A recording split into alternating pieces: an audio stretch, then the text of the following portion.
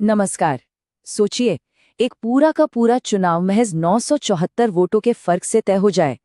ये सिर्फ किसी की हार या जीत की कहानी नहीं है।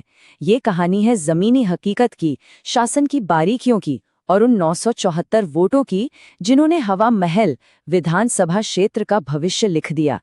चलिए इस पूरे मामले को गहराई से समझते हैं। 974 वोट ये सिर्फ एक संख्या नहीं है, ये जीत और हार के बीच की वो बेहद पतली सी लकीर है जो हमें बार बार याद दिलाती है कि लोकतंत्र कितना नाजुक हो सकता है और हर एक वोट, जी हाँ, हर एक वोट कितना कीमती होता है। ये मार्जिन है राजस्थान के हवा महल विधानसभा क्षेत्र का। जयपुर के दिल में बसा ये इलाका अपनी ऐतिहासिक धरोहर के लिए जाना जाता है, लेकिन इसकी सियासी कहानी उतनी ही पेचीदा है। देखिए, 974 वोटों का सीधा सा मतलब है कि अगर सिर्फ 488 लोगों ने अपना मन बदल लिया होता तो आज नतीजा कुछ और ही होता। तो चलिए देखते हैं कि हम इस विश्लेषण में क्या क्या समझने वाले हैं। पहले तो ये देखेंगे कि मुकाबला इतना नजदीकी हुआ ही क्यों।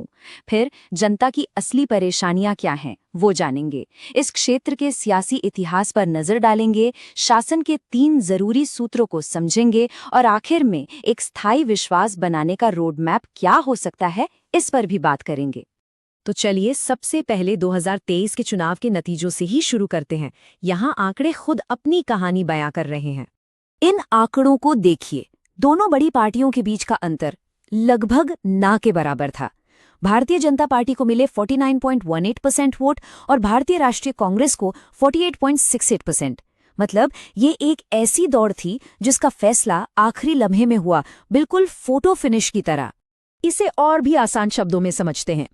2.5 लाख से ज्यादा वोटरों वाले एक क्षेत्र में सिर्फ आधे प्रतिशत का स्विंग यानी 0.50% वोट का इधर से उधर होना निर्णायक साबित हो गया। ये दिखाता है कि जमीनी स्तर पर छोटी छोटी चीजें भी कितने बड़े नतीजे बदल सकती हैं। तो अब हम नतीजों के क्या से हटकर क्यों पर आते हैं। आखिर वोटरों के मन में चल क्या रहा था, वो कौन सी शिकायतें थीं, वो कौन सी परेशानियां थीं जो इस कांटे की टक्कर की वजह बनी। गंदे पानी के लिए धन्यवाद शिव विहार में लगा ये पोस्टर बहुत कुछ कह जाता है। ये सिर्फ एक शिकायत नहीं है, ये लोगों का गुस्सा है, उनकी निराशा है जो पानी और सफाई जैसे बुनियादी संकट की तरफ सीधा इशारा कर रही है। ये बात बिल्कुल सही है। शिकायतें सिर्फ शिकायतें नहीं होती, वे टूटे हुए वादे होते हैं। और इस बात की गंभीरता तब पता चलती है जब लोग अपनी सड़कों के गड्ढों का नाम विधायकों के नाम पर रखने लगे। ये शासन पर से भरोसे के टूटने का सबसे जमीनी, सबसे सच्चा प्रतीक है। इस चुनावी गणित को समझने के लिए यहाँ के सामाजिक ताने बाने को देखना बहुत जरूरी है। मुस्लिम समुदाय, जो अंदाजन 35 से 40% है, सबसे बड़ा समूह है, लेकिन उनके अलावा ब्राह्मण, महाजन और अन्य पिछड़ा वर्ग के कई छोटे छोटे समूह हैं। यहाँ की राजनीति, सच पूछिए तो, इन सभी के बीच एक जटिल समीकरण साधने का ही दूसरा नाम है। अब इस विश्लेषण को थोड़ा और बड़ा करते हैं और देखते हैं कि यहाँ का ऐतिहासिक पैटर्न क्या रहा है, क्योंकि हवा महल का सियासी मिजाज हमेशा से ही, कहना चाहिए कि, अस्थिर रहा है। ये टेबल हवा महल की सियासी अस्थिरता की पूरी कहानी कहती है। जरा जीत के अंतर वाले कॉलम पर नजर डालिए, ये कितना बदलता रहा है। 1993 में जीत का अंतर था 27,000 से भी ज्यादा। फिर 2008 में देखिए, सिर्फ 580 वोट, और अब 2023 में 974 वोट। ये उतार चढ़ाव ही इस सीट का डीएनए है। एक और चीज गौर करने वाली है, बढ़ता हुआ मतदान प्रतिशत। जब भी टर्नआउट बढ़ता है तो ये दिखाता है कि जमीनी लामबंदी करने वाली पार्टी को फायदा होता है। और इस टाइमलाइन से ये पैटर्न और भी साफ हो जाता है। हवा महल एक क्लासिक स्विंग सीट है जो हर चुनाव में पेंडुलम की तरह एक पार्टी से दूसरी पार्टी की ओर झुकती रही है। यहाँ किसी भी पार्टी के लिए अपनी पकड़ बनाए रखना एक बहुत बड़ी चुनौती है। इस समीकरण में अब एक नया फैक्टर भी जुड़ गया है, वोट काटने का खतरा। आम आदमी पार्टी और AIMIM जैसी नई पार्टियों के आने से सत्ता विरोधी वोट के बंटने का जोखिम बढ़ गया है। और ऐसे करीबी मुकाबले में जहां हार जीत 1000 वोटों से कम पर तय हो रही हो, वहां तो कुछ 100 वोटों का बंटवारा भी नतीजों को पूरी तरह से पलट सकता है। तो सवाल ये है कि ऐसे माहौल में जीत हासिल की कैसे जाए। अब हम विश्लेषण से रणनीति की ओर बढ़ते हैं। देखिए, यहाँ जीत का मतलब हर किसी को खुश करना नहीं होता। इसका मतलब होता है एक न्यूनतम विजय गठबंधन बनाना। और उसके लिए 3 प्रमुख सूत्र या कहिए कि 3 लीवर्स काम करते हैं। एक कामयाब रणनीति के 3 मुख्य स्तंभ होते हैं। पहला, पॉलिटिकल लीवर यानी सामाजिक समीकरण को साधना। दूसरा, ऑर्गेनाइजेशनल लीवर यानी जमीनी स्तर पर मजबूती। और तीसरा, कम्युनिकेशन लीवर यानी अपनी बात को असरदार तरीके से जनता तक पहुंचाना। पहला सूत्र है राजनीतिक। इसमें मुख्य रूप से लगभग 40% मुस्लिम वोट आधार को एकजुट होना शामिल है। साथ ही ब्राह्मण, महाजन और ओबीसी जैसे दूसरे समुदायों के साथ भी एक पुल बनाना जरूरी है। सबसे जरूरी बात, पानी और सड़कों जैसे उन मुद्दों पर वोटरों को एकजुट करना जो जाति और धर्म से ऊपर उठकर हर किसी को प्रभावित करते हैं। दूसरा सूत्र है संगठनात्मक यानी जमीनी काम।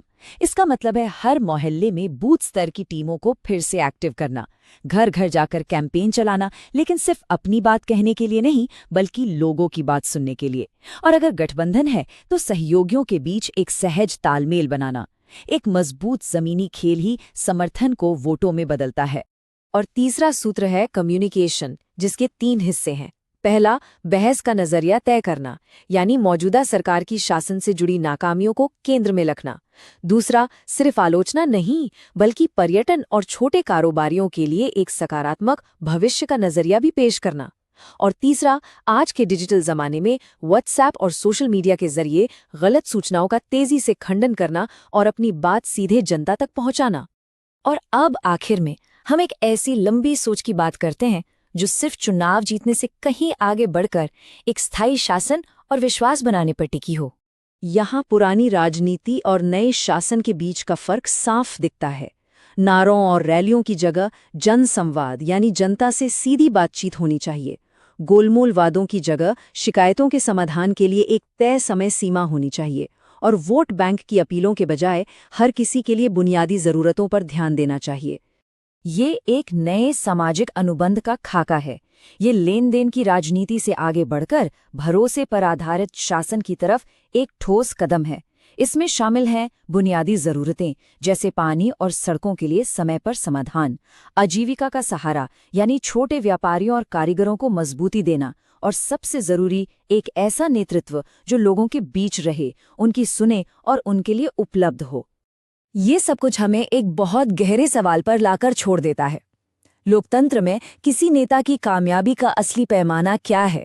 उसकी जीत का छोटा या बड़ा अंतर, या फिर एक आम नागरिक की जिंदगी में आया वास्तविक ठोस सुधार? हवा महल की कहानी एक याद दिलाती है, हर एक वोट की कीमत है, लेकिन हर एक नागरिक की जिंदगी उससे कहीं ज्यादा कीमती है।